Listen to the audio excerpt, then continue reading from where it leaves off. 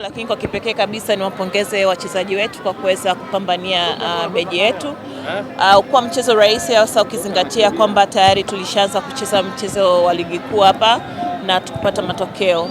Kwa hiyo ninaamini kujitoa kwao leo ni sehemu ya sisi kuweza kufuzu kuelekea hatua ya robo finali. Takriban misimu minne hamkufanya vizuri kwenye kombe hili. Pengine msimu huu tarajia makubwa mara baada ya kutinga hatua ya robo finali.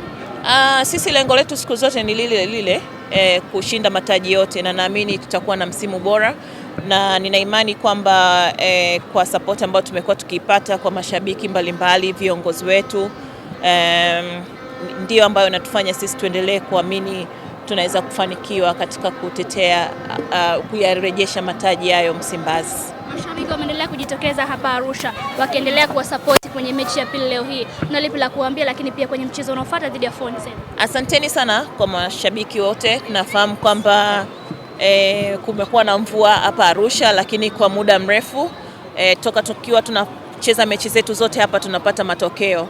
Kwangu mimi naamini hiyo ni moja ya heshima ambayo mashabiki wetu wanatupa. Kwa hiyo mimi ninasema asanteni sana wana Simba. This one